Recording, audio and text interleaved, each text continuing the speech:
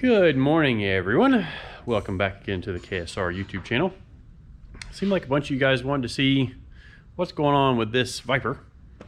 And we've done some videos in the past on the Viper. If you go way back on the channel, not way back, but earlier part of last year, I had intended to do more throughout the year, but with all the mess of last year, I didn't.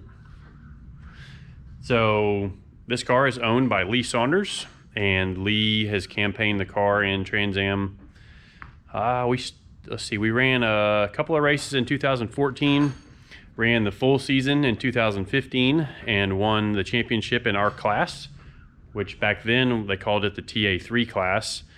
And for the last couple of years, basically the same class has been called Super GT. So that's the class we've been running. 2020, we won the championship again. It was kind of a shortened season. We were supposed to have races in California and New York, but with all the COVID stuff, those got messed up. I'm going to walk you guys through some of the things we do to prepare for the season. Kind of get this thing freshened up, and we're actually going racing this weekend. It's a race, but it's also a test for us. So let's dive into this thing.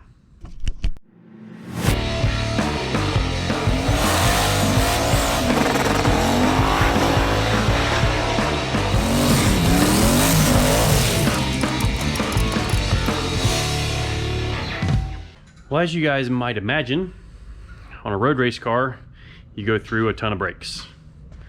We run a rotor from AP Racing, and it's a common rotor for, or at least this design is common with NASCAR and some of the other road race or real endurance racing type series.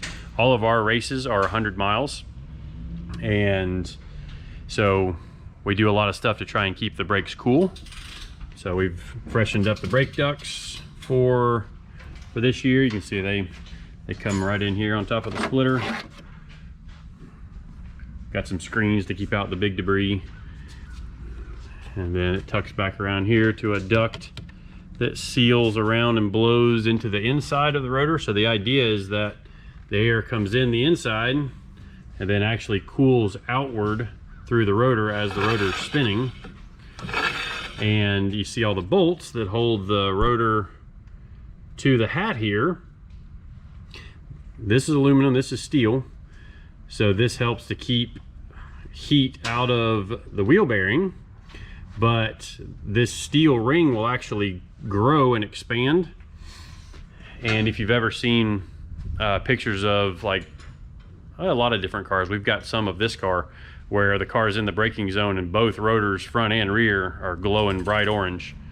And that's just an example of what kind of heat we put into the brakes on these things. But for this off season, we had all of the shocks freshened up. We had all of the bushings in here freshened up. Now, if you look close, you can see there's something weird going on in there. There's also kind of something unique right there. So I've got a control arm out still. All right. So what you can see here, we do not run the stock bushings in the car.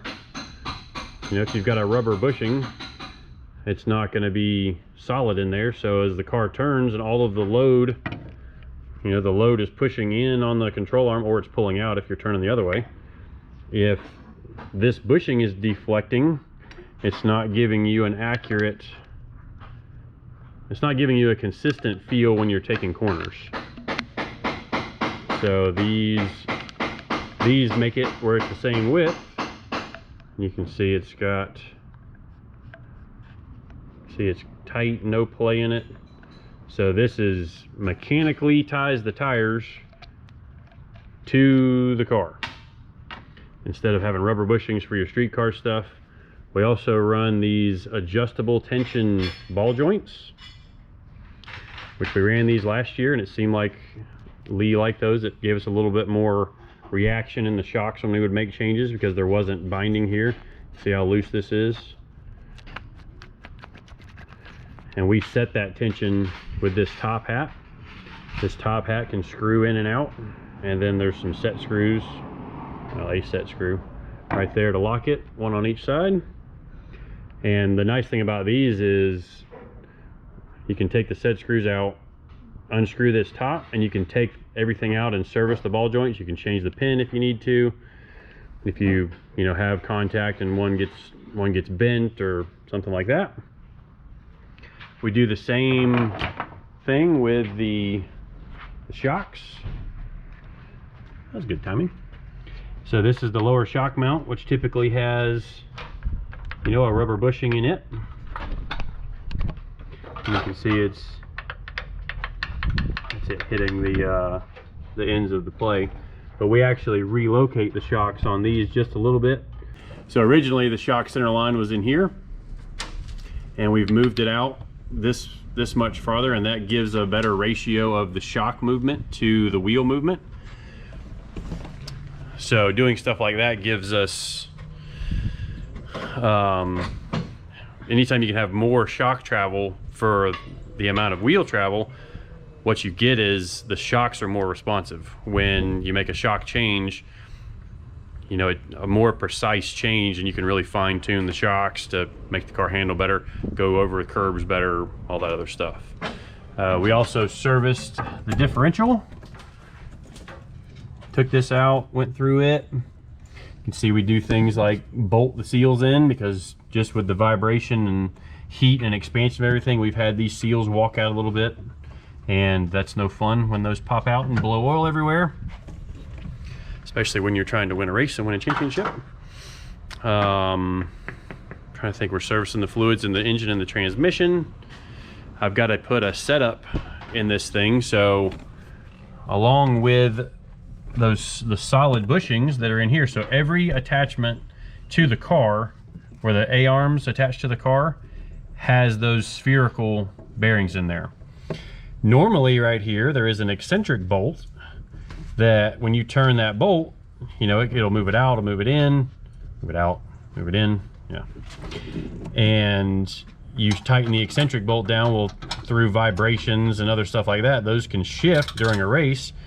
So we run these machined, we call them camber slugs, and the hole in them can be at different, shoot, I don't even have the box here, but basically you move the hole to one side or the other of this little machine slug, and that'll change your camber. The more this kicks out, the more camber it's going to have.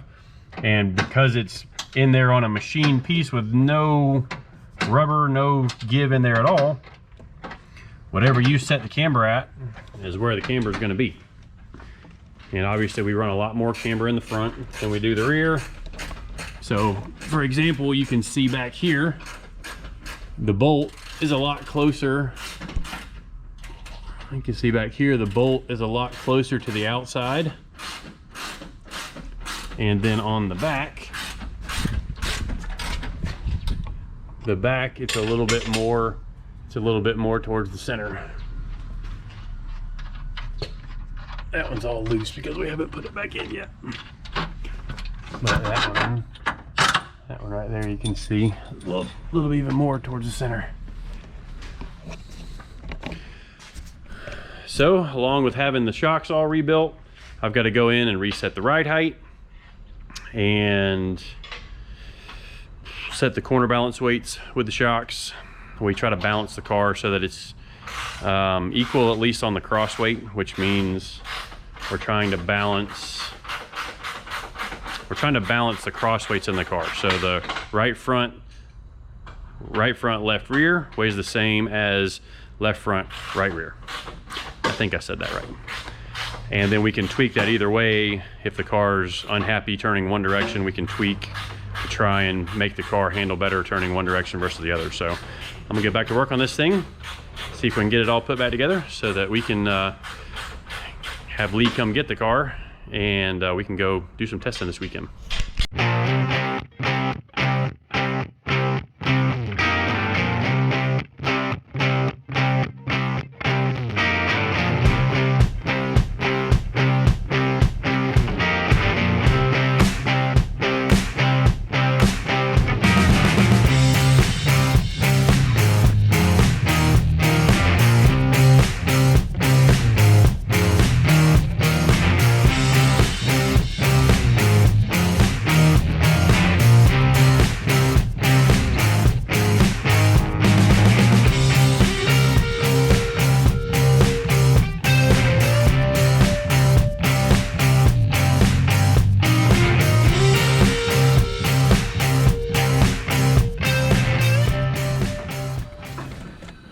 All right, so here on, let's see if I can get this to focus.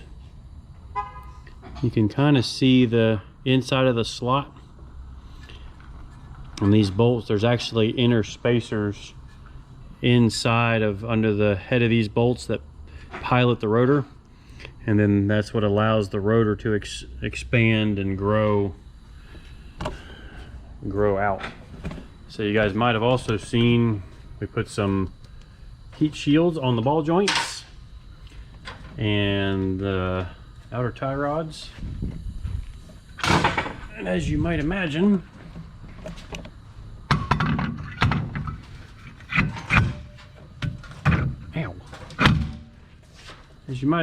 when this sucker is glowing orange, it's really close to the rubber boot that's on the bottom of that and the grease that's in there.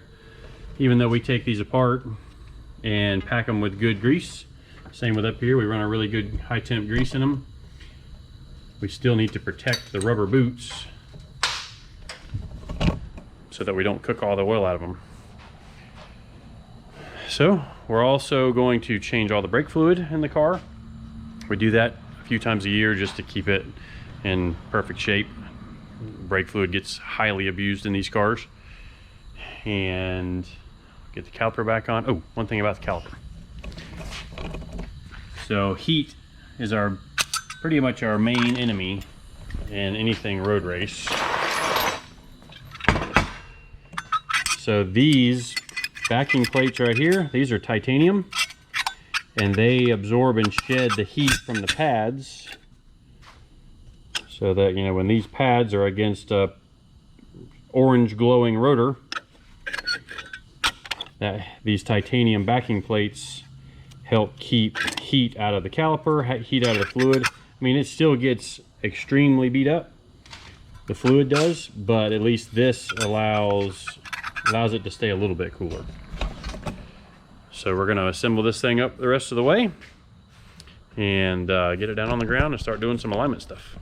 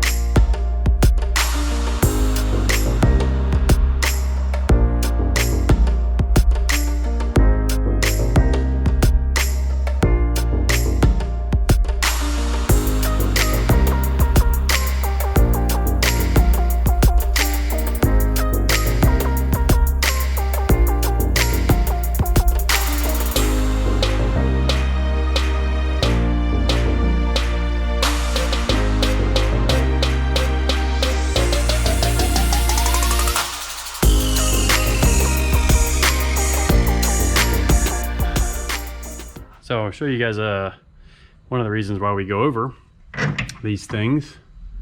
So right as I started to get tight on tightening up the outer tie rod to the spindle, this lovely gem right here exposed itself. As you might imagine, that would have been very bad to have happen on the racetrack. I mean, it was right as it just started to get snug, it went doink. So thankfully we've got the spare car hiding over there in the corner, and I'm gonna go rob the spindle from that one, see if I can get this thing done and finish getting it scaled and ready to go to the racetrack.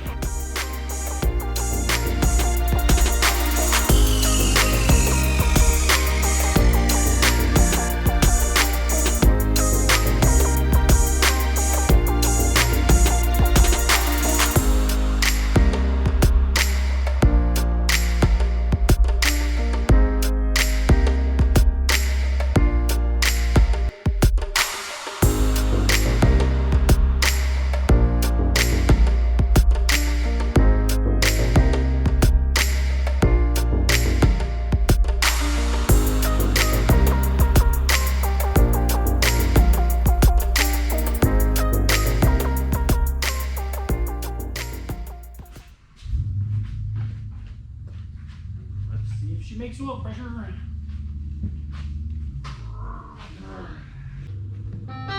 Channel 1.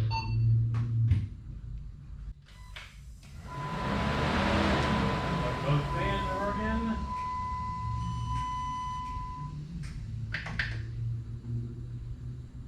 Fire and hold.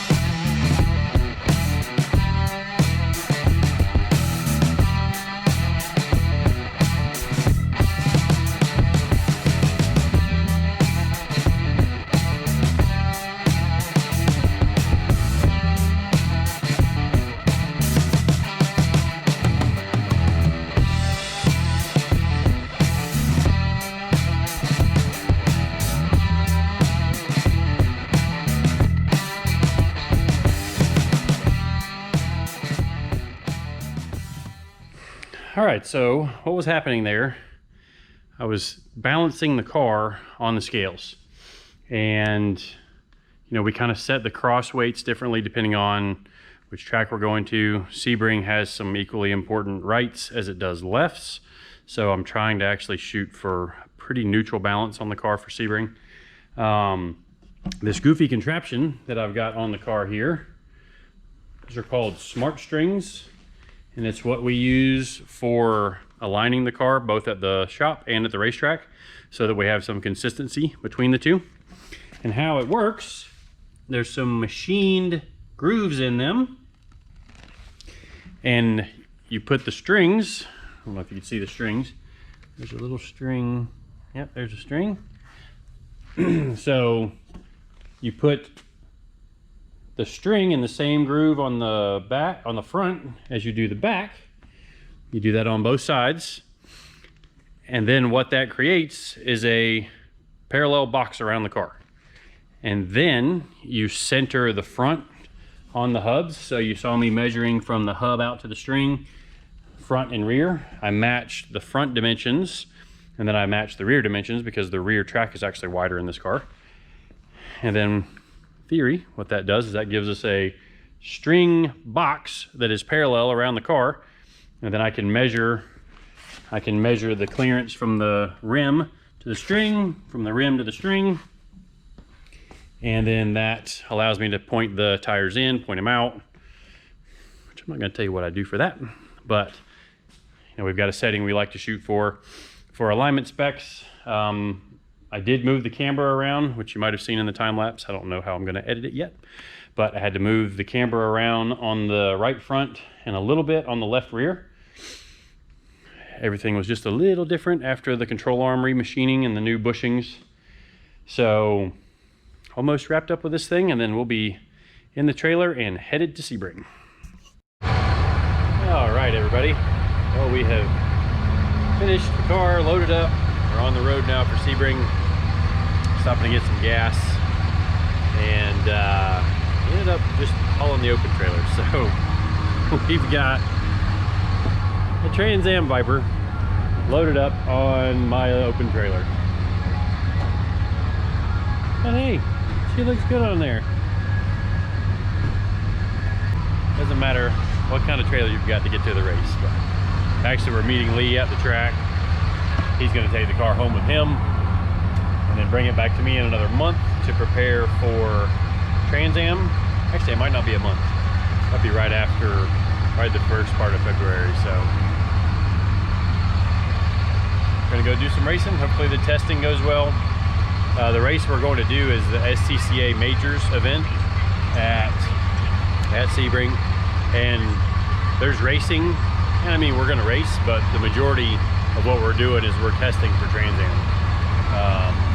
The car's in full Trans Am trim, and you know, the weight, we're going to run a little bit heavy for our class, like I said, just to get the data for our Trans Am race that's coming up in February. So next video will probably be at the track, so see you there.